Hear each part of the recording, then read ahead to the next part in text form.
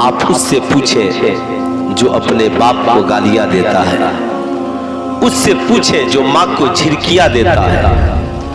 اس سے پوچھیں کہ زندگی کی تباہی اور بربادی کے باوجود بھی ماں کی محبت کا احساس اس کے سینے میں نہیں جاگتا، اس سے پوچھیں کہ عظیم تعلیم حاصل کرنے کے بعد بھی باپ کا پیار اس کے سینے میں موج زن نہیں ہوتا۔ لیکن آقا فرماتے ہیں زمانے والوں، تجھے معلوم ہے کہ تیرے ماں باپ تیرے لیے جنت بھی ہے اور جہنم بھی ہے۔ صحابہ نے پوچھا یا رسول اللہ ایک ہی شخص جنت بھی ہو اور جہنم بھی ہو؟ کہا ہاں، ماں باپ کو تم نے خوش کر دیا تو تیرے لیے جنت ہے، اور ماں باپ کو تو نے ناراض کر لیا تو تیرے لیے جہنم ہے۔ اب ذرا ان سے پوچھو جن کی مائیں ان سے ناراض ہے، ان سے پوچھو جن کا باپ ان سے ناراض ہے۔ باپ زندہ تھا تو باپ کی خدمت کی فکر نہ ہوئی، باپ بیمار پڑا تو باپ کے علاج کی فکر نہ ہوئی، باپ جب دنیا میں زندہ رہا تو اس کے لیے ہمارے پاس وقت نہیں نکل سکا، لیکن وہی باپ جب انتقال کر جاتا ہے تو 2 روز لاش برف میں پڑی رہتی ہے اور بیٹا سعودیہ عربیہ سے لاکھوں کی ٹکٹ کٹا کر کے آتا ہے، وہی لاش قبر میں جانے کے لیے بے قرار ہے کہ میں قبر میں جاؤں اور انجام کو پہنچوں۔ مگر اس بیٹے سے پوچھئے کہ جب تیرا باپ اسپتال میں بھی تیری ملاقات کے لیے ترس رہا تھا تو بھی تو سفر میں تھا،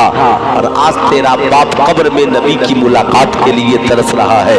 تو بھی تو سفر میں ہے۔ سوچ، جب زندہ تھا تو بھی تو تکلیفیں دے رہا تھا، مرنے کے بعد بھی تو تکلیفیں دے رہا ہے۔ آقا فرماتے ہیں 3 کام میں جلدی کرو،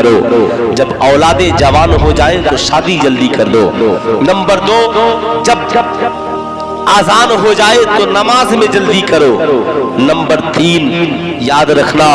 جب کوئی انتقال کر جائے تو اسے دفن کرنے میں جلدی کرو۔ اولادیں جوان ہو گئی، شادی نہیں کرو گے تو نسلیں خراب ہو جائیں گی۔ اگر آذان ہو گئی نماز نہیں پڑھو گے تو نماز قضا ہو جائے گی، اور اگر کوئی انتقال کر گیا اسے جلدی دفن نہ کرو گے تو لاشا خراب ہو جائے گا۔ آپ نے کبھی سینے پہ ہاتھ رکھ کر کے سوچا؟ اس لیے اسلام کے مقدس شہزادوں،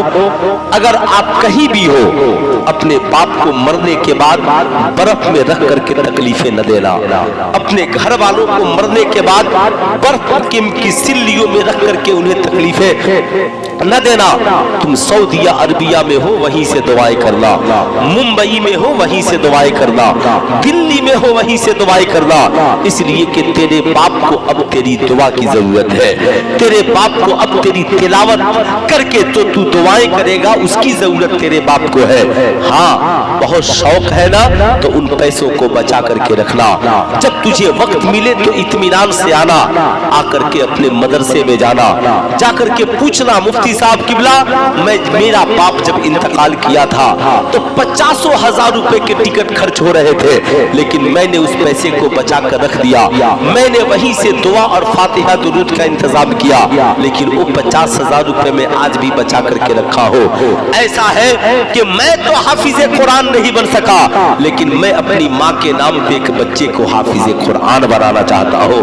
میں اپنے باپ کے نام پر ایک بچے کو حافظ قرآن بنانا چاہتا ہوں۔ قسم خدا کی جس دن تو نے اپنے باپ کے نام پر ایک بچے کو حافظ قرآن بنا دیا، کل وہ حافظ قرآن بھی تیری شفاعت کرے گا اور کل قرآن بھی تیری شفاعت کرے گا۔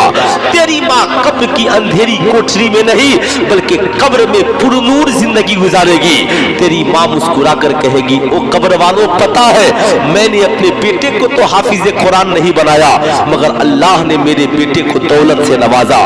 مال و زر سے نوازا، میرے بیٹے نے ایک بچے کو میرے نام پہ حافظ قرآن بنایا ہے۔ اب جب جب وہ بچہ قرآن پڑھتا ہے تب تب قرآن کا نور میری قبر میں اترتا